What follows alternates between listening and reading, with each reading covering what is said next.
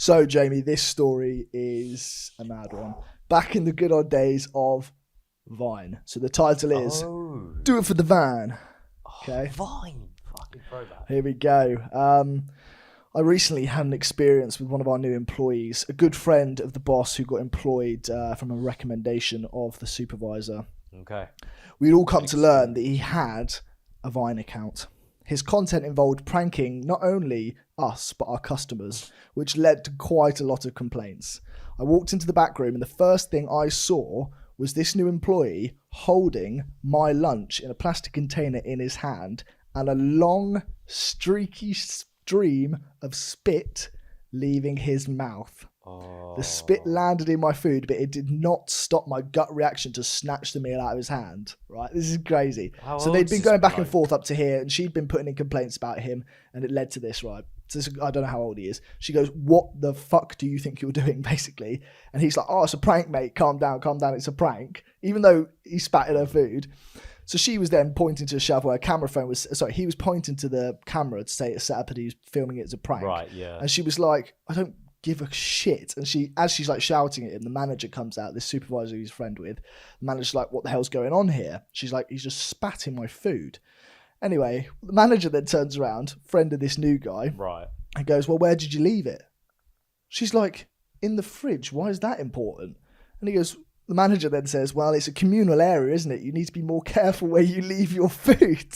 She's like, "Oh, really? I'll just go into the fridge and spit in your lunch then, shall I?" The manager literally turns around and goes, "Just be careful next time." To her, even though this guy, so there's a proper rivalry going on between the two, manager's always was siding he the like other guy. Famous on Vine or something? No, apparently he had like bugger all followers as well. Anyway, so she goes, "You know what?" She rips off her badge. She goes, F you, I'm out of here," and storms quits. off. So she storms off. She's like, obviously, like if her manager's not allowing someone to spit in her food. I mean, yeah, fair play. But anyway, a week later, just to give you a bit of a conclusion to the story, HR had performed a full investigation into both people. She was offered the job back under a new, more health-oriented manager at a higher pay. And as a result, she looked into the guy's Vine account and he lost all of his following because people were commenting on that video saying, "You're disgusting." So the guy lost his following, they both lost their job, and she ended up coming off all right. Crazy. But what a rivalry going on. Do you remember there. Vine though? Because it was like Vine that. was sick. It was like Vine. That. Like people doing pranks. They're not pranks. They're just like bang out of order. They were just doing crazy stuff to people. So, you've been pranked. Don't do it for the Vine crazy. people. Or TikTok. TikTok's nowadays. Don't do it for the TikTok. Don't do it to the Vine. Do it for the Vine. All right, my one. The passive-aggressive thermostat war. Okay. Right? Oh, I can see where this is going. This is brilliant. In an open plan office, two co-workers, let's call them Harry and Charlie. Yeah. Right? They created an epic month-long battle over the thermostat. Every morning, good old Harry would walk into work, crank it up to a tropical 28 degrees. Oh, that is tropical. Yeah. And by lunchtime, Charlie would drop it to 16. Wow. Then, right, sticky notes started appearing. No. "Do you work in a sauna, Harry? ? Bring a jacket, Charlie. It's not my fault. You're cold-blooded." That's a good one. They're having like a proper crack at this for a whole month, right? Same thing keeps happening. Eventually, HR had to intervene. They set a neutral zone temperature of 22 degrees. But this tension, right, still lingers because every time one of them walks past the thermostat, they're like, "Oh, is he going to turn it? Is he going to turn it?" But yeah, that was it basically. I've actually got a video, funny enough. That. I'll have to bleep it for YouTube. It'll be up on the Patreon. Ahmed, right?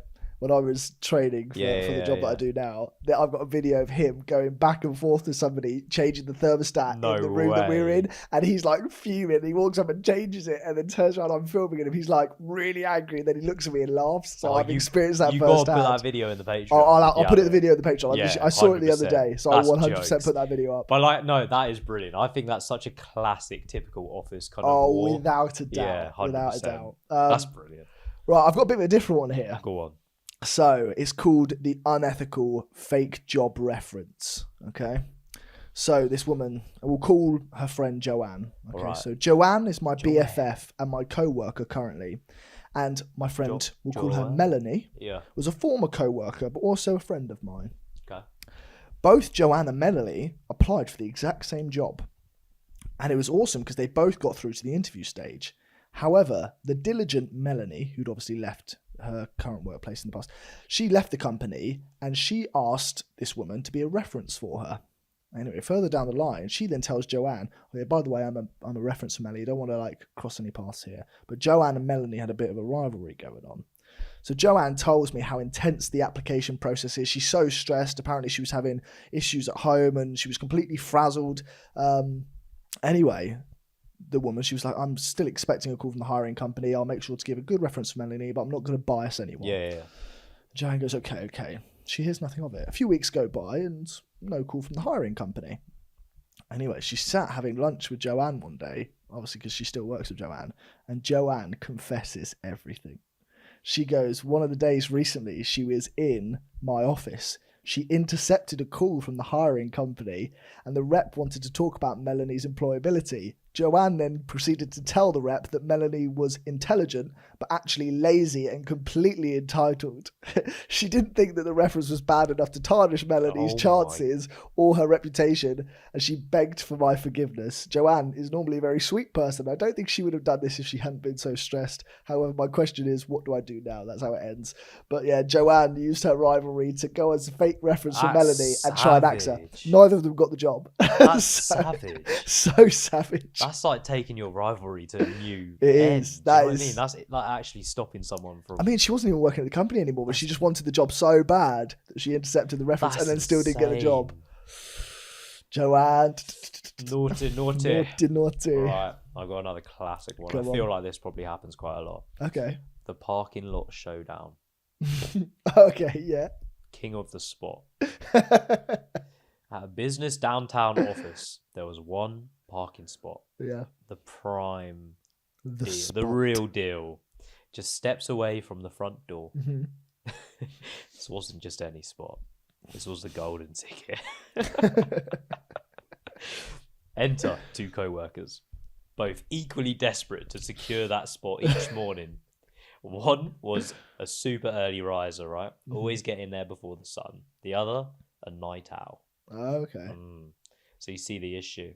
I do, but I don't understand how they cross paths. But carry on. The night owl will work into the early morning. Oh, got you. Yeah. Anyway, tension grew, right? The early bird started to block the spot with the traffic cones because he'd realise early bird would get there, leave, and then when next morning it would be taken. So he started blocking it with traffic cones. Yeah.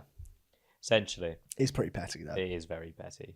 Night owl, what did he do? Move the cone. Yeah, it's not an overcome problem, is it? After a few weeks of madness, the ultimate act of sabotage occurred. One employee showed up one morning to find the space had been completely filled and with a new reserved for management sign. You couldn't make this up. What the early bird did is he wrote a new reserve for management sign on that parking spot so no one else could intervene. Apparently HR just have done nothing with it because they couldn't be asked. It's a parking spot. I mean, yeah, there's not much you could do, is it? That's hilarious. I like that finish though. That's a strong finish. I've actually got in an office that I work in. Yeah.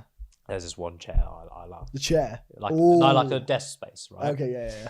And obviously people have to book it in online now. So we have this thing where you book it in and you secure it. But you can only book I think it's 2 weeks in advance or something like that, or a week and a half.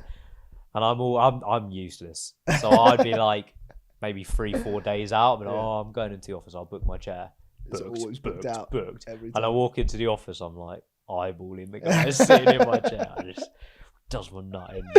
I won't make it a rivalry. I'll let him have his. He wins. Fair play. He wins it. Right, my last one. So I've got this title is called "They're Lying, but It's Justified." Now, you might have heard me say that a bit weirdly. They're lying, but it's justified. But they're lying, but it's justified. Anyway, here we go. I have a co-worker from South Africa who was asking South African accent. So many dumb questions. South African accent. It was good, eh? No, you need to do I'll do it when I'm getting into the when you get debate, the quotes. Right? So I have a co-worker from South Africa who was asked so many dumb questions by other co-workers, they decided to have some fun with it as a rivalry. Okay, Co-worker I like one. It, I like it. I apologise for what I'm about to do, South Africans. What kind of food? What is that? Kind of. They go up and down, don't they, Saffers? So, what kind of food do you eat in South Africa? I can do South Africa. I can't do anything else. I'm just going back to English, bro. No. What kind of food do you eat? Don't pussy out of it. Oh, God, all right.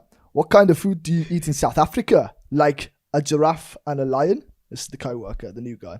South African guy. He goes, no, those are our pets. We don't eat those. You can stop now. Thanks.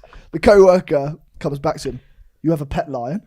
We don't eat those. The South African guy's like, of course I have a pet lion at home, and I rode a giraffe into work today. The co-worker, that's so cool. So is he gullible? Fully believing it, gullible as anything. The South African guy, actually, that's not considered cool. All these cool kids rode in on cheetahs into work today, much faster. One family rode on an elephant, and the guy's like, do they live in houses? Do you keep them at home? And the South African goes, no. They live in our huts. And the guy like, what happens if it rains? And South African guy goes, no. It never rains in South Africa. The guy's like, but what about the plants? And the South African manager again, we import them and then watch them die because it does not rain in South Africa. Anyway, this is like one of many interactions, but this lasted weeks and weeks and weeks, getting progressively more ridiculous until the co-worker realised they were being savagely mocked, and they lost that rivalry. Who do you know that's super gullible like that? Do you know what? I was my family will say this. I was the most gullible kid ever. I was so gullible on the ceiling. Where? Every time. No one that we so know. Stupid. Who do you think that we know? Who do we know that's gullible? I'd say. Yeah, for sure. Yeah. Definitely. Without a doubt. Anyway, YouTube won't see that. Patreon will. But my one, right? The door drama. All right, this is quite long, but go for it. We like a story. We do like a story. Picture this, right? Picturing 2 co-workers, small office. Close your eyes when you picture this. Getting along fine until one evening, the door incident happens. The door incident. Okay. Apparently, one worker, let's just call her Lucy, couldn't stand at the office door. Oh, no, that was wrong. I've read this wrong. Go again. No, I was right. Couldn't stand that the office door had been left open overnight. Oh, couldn't stand that the office door had been left open. Yeah, I just read that really wrong. Grammar, mate. Another guy called James. He said he could see it was pissing her off. Yeah. And her blood pressure was fucking rising. Every time she glanced at the door. So, what James did is he thought, this is a fucking brilliant idea. Yeah. I'm going to keep leaving the door open. The door competition began. The next morning, obviously, Lucy would storm in, complain, close the door. Happened for a couple of weeks, right? Yeah. Until one morning, she came in fuming. She screamed, apparently, nobody has any respect for doors. What? James, the ever cool, co-worker, right, goes, chill and close the door. It's fine. It's not that deep. Then she goes, no. This is not fine. You don't understand.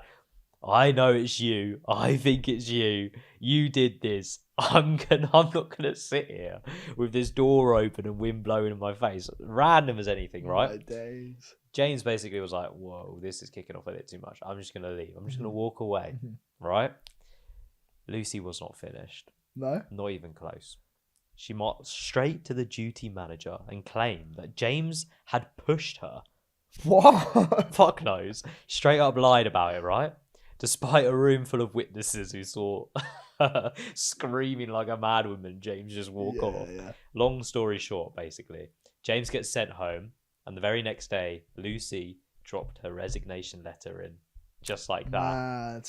Apparently, after a tantrum in the office, she didn't want to come face the co-workers again. Yeah, you can understand. Here's a little thing. Over a door. That is mad. Got a little question for you, that's though. Mental. More doors or more wheels in the world? Straight answer. That's like a little train going around. Wheels? Yeah. I'd say doors. Think about the skyscrapers, four mate. doors on a car as well. 4 doors on a car. 5 doors on a car. 5 doors. But there are little wheels in like tech stuff, so you might be right. Anyway, let's know at who. You know, if you think there's more wheels or doors. that reminds me, right? One thing that pisses me off. Okay. Walking down the street. Walking down the street and pisses you've you off. got Slow walkers. a slow walker in front of you. Just stay home. And you want to like. You don't deserve to be out in public. It almost becomes a competition, doesn't it? Yeah. You got to like try and overtake them. Yeah. Like, just Frustrating. That's frustrating. a rivalry.